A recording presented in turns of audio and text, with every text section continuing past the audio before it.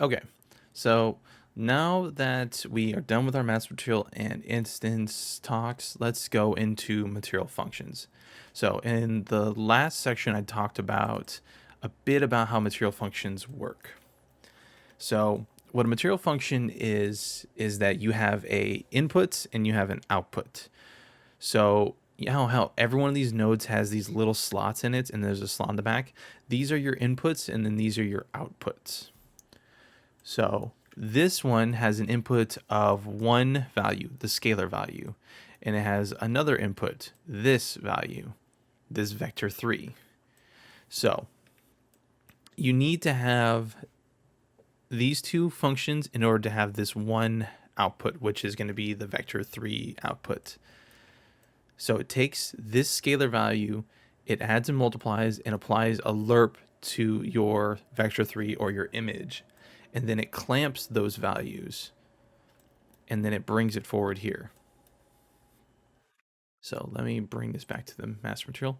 So what all we saw in there would just turned into this one single node. There are going to be two different kinds of master, not master. There's going to be two different kinds of material functions. There's going to be these ones that are called pass-through material functions, which means that you're going to have input on one side and then an output on the other side. You can also have another kind of material function just as an output one. So you just only have one result on just one side. So the thing to know with these guys is they don't have any parameters or anything that you can use to function out and show inside of a master material. That's where having these kinds of values would come in. So one of the easiest ones I can show you is, let's take this guy. I can turn him from being these three values into just one. It's the most smallest thing, but it's something that I can easily show you guys. So let's go and let's right click. Let's go to where it says materials and textures, and let's go to material function. So we're going to do UV tiling underscore MF, which that will be for a material function. So right click in here and let's maximize. And now we just have this. This is our output node. Well, now we need to have an input. First, let's do our texture coordinate, because that's the thing we're definitely going to be needing. So we have our texture coordinate. We'll need our multiply. And then we're going to need a value, because we need to somehow be able to multiply this. Now, you can't just do this, because you can't control this. It's going to be inside of the material function. This is something that can only work inside the material function. We need to have something that allows us to access this kind of node. Well, if you go into either the palette menu or the right click menu, if you type in input, you get this function input node. Now, what a function input node is, this is what allows us to get that second side, that secondary input that we can plug stuff into to apply inside of our values. So, of course, you're going to get an error because this is a vector 3. So what we'll do is we'll go down here and we'll change this to a scalar, because that's what we need, honestly. And then we're going to need a name for this kind of input. So we'll do UV tiling. And then let's set a preview node. And then let's use preview as default. And then let's hit apply. And, how do we know if it's even working? So we'll just bring one of these guys in. We'll do 2. So we can see that that is working, that's working, and that's working. So we'll hit save. Let's go into our master material and let's grab this material function. So that thing that we just did, adding that, scalar to, is just for previewing. It doesn't actually show up in here because you're going to see this. This is that output that we just made, and then this is the input that we just made, and that's going to be the output. So we need to see how this stuff all works. So let's click on here, and you're wondering, do I have to somehow click on all these things and apply? Not really. You can actually do this very quick trick. If you hold control and you see that you have this little hand icon now, if you keep holding control while you click on this, you can actually grab all of these outputs and plug them back in here. So you hit save. You can actually delete this texture coordinate now. Let's move these guys to the middle. Hit apply. And we'll hit save on here too. Let's go into here. And look, we have our tiling. Let's do 5. Let's do 1. It looks and acts exactly the same as the the normal function that we were doing with it, but we now have just made it more organized and simple to do.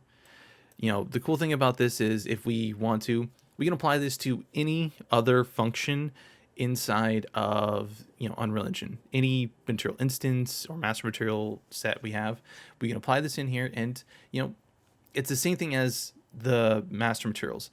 Whatever you edit in here through this will automatically change to everything else, unless you change how the internals work on it.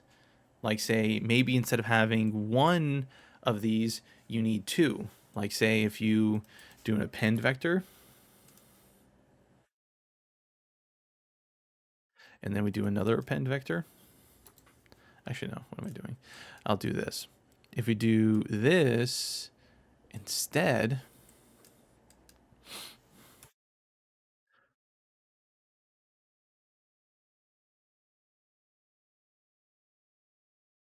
let me change this to U tiling and V tiling. So unless you do something like this where you actually change the actual inputs needed, you're not going to have that much of a change. So look, now we have these 2 guys. So we'll go in here. We'll do V tiling and U tiling.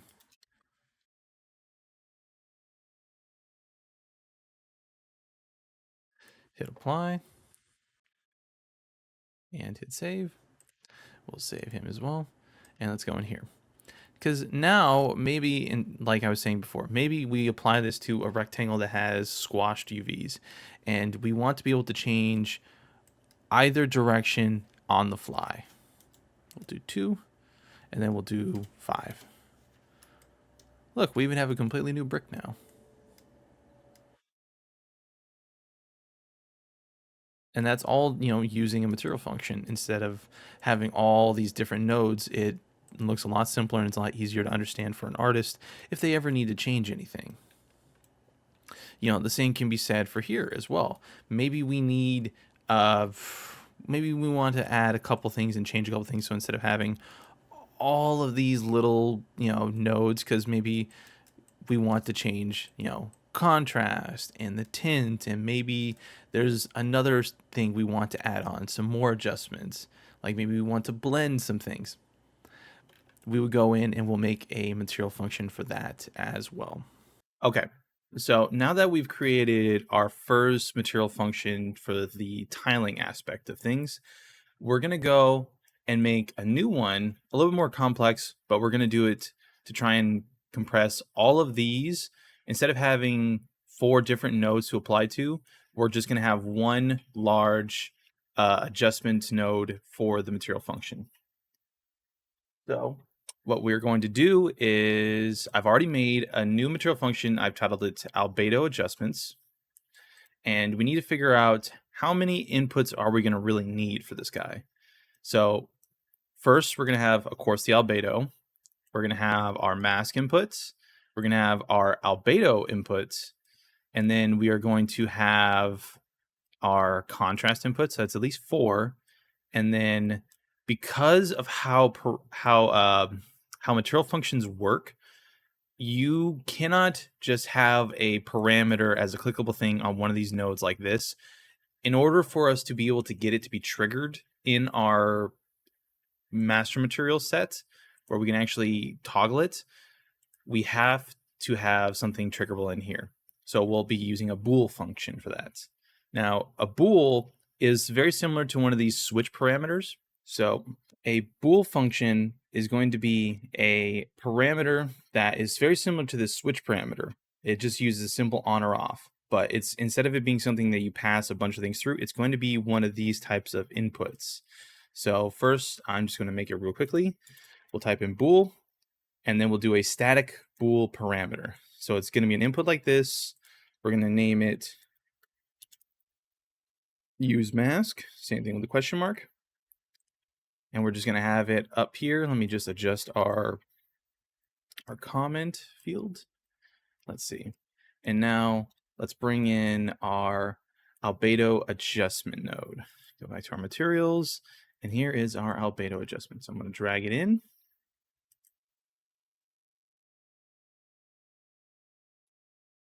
So you can either drag it in, or what we can do is we can just go right in here, type in material function call, and just drag it in. And automatically, because I already have our albedo adjustment material function selected, it automatically knows to add it in here. But as of right now, it only has one result, but there's no inputs because we haven't defined it yet. So let's go in here. So the first thing we need to do is we need to set up our inputs. So let's type in input, function input, and now this one will be our albedo texture. And we're just going to do a simple vector 3 because we only need to call just the colors of it. And next, we are going to need our albedo tint. So one thing you have to make sure of is when you're doing things like this, you know, of course, in here, textures have the RGBA element, but we don't need all 4 of those channels be plugged in at the same time because we're not going to need to calculate them all.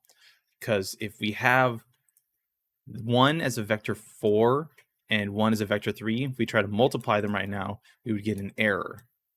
So we're just only going to do it like this. So let me start off with a multiplication of the two, just like how we have currently here.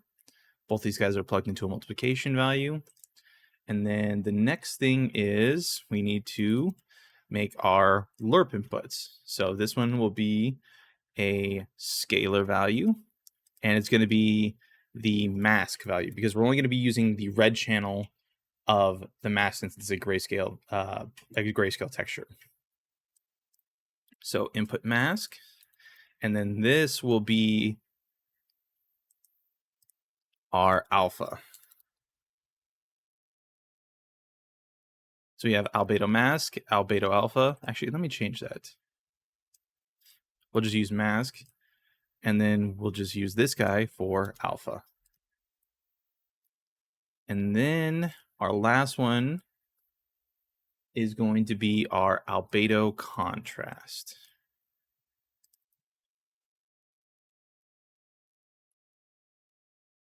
Or actually, no, let me just type in contrast, make that easier. Okay. And then the last thing we really do need is our bool function. So if we go down here, there's going to be a little thing that says static bool. So I've already showed you guys a bit about how these outputs and inputs work. Well, to make things a little bit easier for us, we're going to start actually doing these little preview nodes. So if we want to, we can actually go in, grab some of our textures, which in this case, I only need just 2 at least. So I'm going to grab our painted wood and the painted wood mask. And then let's maximize it again. So we're going to plug in our RGB to this guy, and we're going to plug in, well, actually we'll do this guy, and we'll just plug in default 1 for this guy. And then we'll do our input mask for this guy. We'll do the alpha for this guy. We'll just throw in a very simple scalar right here for him. And then you actually do need this for this guy. We'll just type in our bool. Actually, we'll do bool switch. In order to actually get everything to properly apply and not have any errors, at least for this guy, you do need to have a sample bool. So we'll just do a quick static bool. Having these guys in here is just for preview sake. It's not really going to change anything. But when you are done, just to save on space, delete these ones, but keep at least this static bool function. Okay, so we already have our multiply here. So let's click L for our lerp, and we'll plug in our albedo tint in one. We'll do the RGB of the other, and then we'll add a switch node. We just need a simple static switch in this case. So we'll do our true for mask because it's going to be if mask, it's true, you trigger it. So let's set our bool into the value.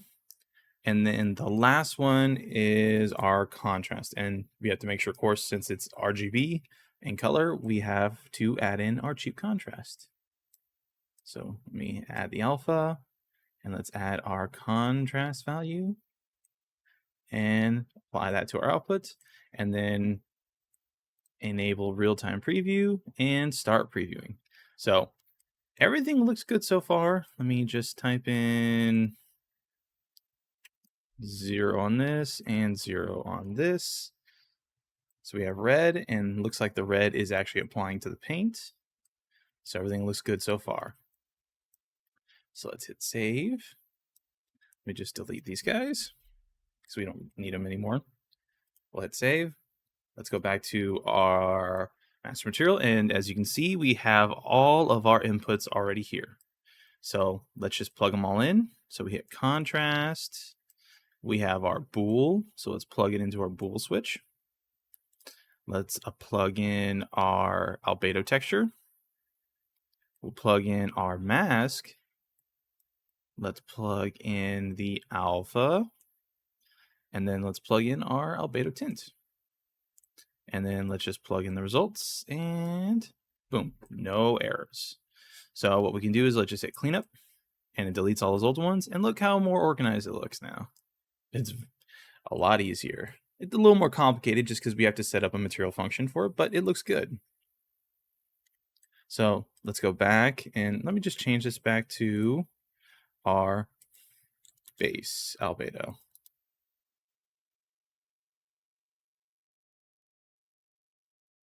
Actually, let me change that. There we go.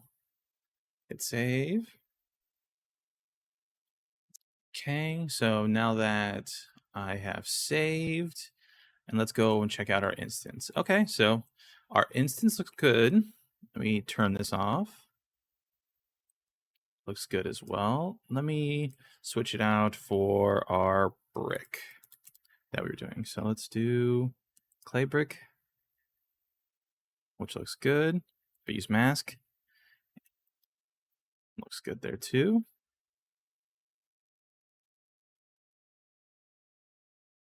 There we go. Let's bring it back to the wood.